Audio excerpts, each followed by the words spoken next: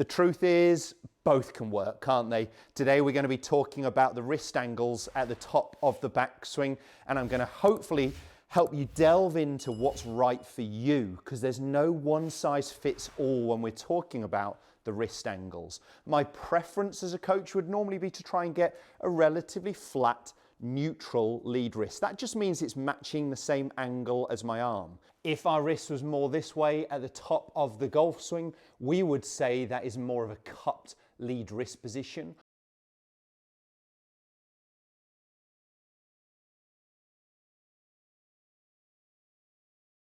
Whereas that way would be more of a bowed lead wrist position, officially more in flexion. Now you'll see on tour a number of different positions, yet they can still return good at impact, and that's what I want to delve into today. I was really trying to do two very extreme wrist angles there, and I hit the green with both, one a bit closer than the other, but it would take me a number of shots to really work out what I'm best at doing. Now, the wrist angles have the biggest influence over the club face position, and that's why it really is important. But we can definitely get some matchups. So it's not that, well, we've got to rush out and change that. We might be able to tweak some other things so that works in your golf swing.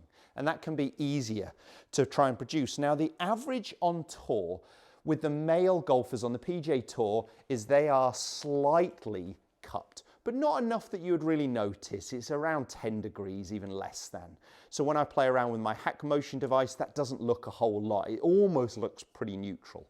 But those golfers tend to make this movement in the downswing. So they're slightly cupped to the top, but their wrist moves more into flexion as they start the downswing. The benefit of that is it can help shallow that golf club as well. So lets that club lay down a little bit more behind you at the start of the downswing. So I do like to see that type of movement. But a number of golfers struggle to change their wrist angles in that transition movement.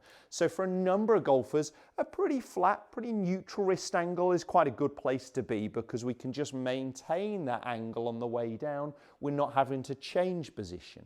The more cupped we are here, the more we'd perhaps have to change, unless we have some other matchups in there. So let's say you are someone with a very cupped wrist, club face open.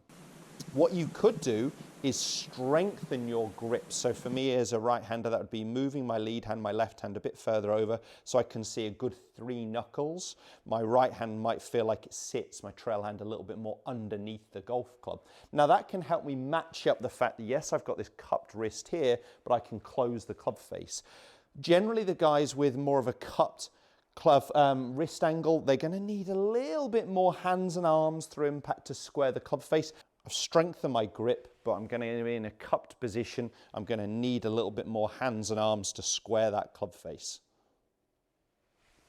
So a touch, well, actually I was going to say a touch right to target, but it wasn't actually, was it?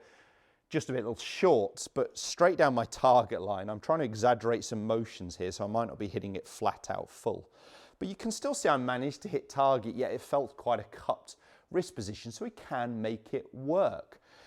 The players who get the opposite movement, pretty extreme, that are well known, like a Dustin Johnson, a Colin Morikawa, their wrist angles are really this way. So they've actually got more of a closed club face position, or less open. They've got their wrist really bowed. Now that works well for a player as long as they're able to rotate their body, because what we don't want to see is then their body shut down and the hands take over. So that style of action may not work very well for you if you're struggling with flexibility, mobility, you're not strong enough to do it.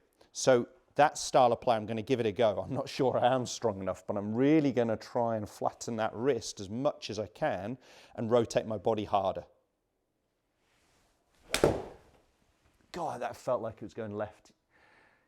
So I'm not making my best golf swings here, but it wasn't too bad, actually. It wasn't too far left. I did pull it a touch. That doesn't feel very natural to me. Making that movement, and I really felt like I had to try and turn my body to stop it going too far to the left of the target.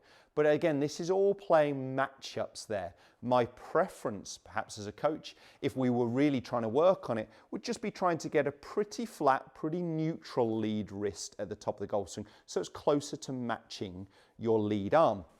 Now, as a drill, you could just use a coat hanger. If you're not new to my channel, you may have seen me use this before. There is a device out there, the Hanger by Watson Golf, that's a really good bit of kit. But if you're just doing it at home, if you just use a coat hanger, incorporate it into your grip as best you can. I find that's make it a little bit more extreme, so rather than it being straight up vertical, I would turn it away from the target slightly by around 20 odd degrees, just incorporate it into my grip. So it's set up, you can see it's sitting somewhere between my forearms. Now what I want to try and do at the top of the golf swing is get it to touch my lead forearm. Now to touch my lead forearm there, you can see I've got a much flatter, more neutral wrist. So if we are trying to get away from this, this is a good exercise for you. Just to use that coat hanger to feel what the wrist angles will be doing. The benefit of this pretty flat neutral wrist is I haven't changed anything here, and yet I've still got that club face more matching my spine. So if I was into a cupped position at the top of the golf swing, the likelihood is my toe of the golf club's going to point a little bit more up in the air, and therefore I'm going to need a little bit more hands and arms through the release to help square the club face. So as I said at the start, there is no wrong or right as long as we're getting the right ball flight. If we're a cupped position, but we're very good at timing our hands and arms through impact and actually hit pretty straight shots, that might work better for perhaps a slower senior golfer struggling with some mobility, feels like they need a little bit more hands and arms through impact. If you're fit enough, strong enough, flexible enough to get that wrist more bowed and rotate your body, fantastic. Again, as long as we produce the right ball flight. Again, my preference, if I had one as a coach, would be pretty flat, pretty neutral, and I love that hanger exercise. I'm going to hit one more, and I'm just trying to feel like I can get it pretty flat, pretty neutral there, okay, with my lead wrist position. It's all in one line.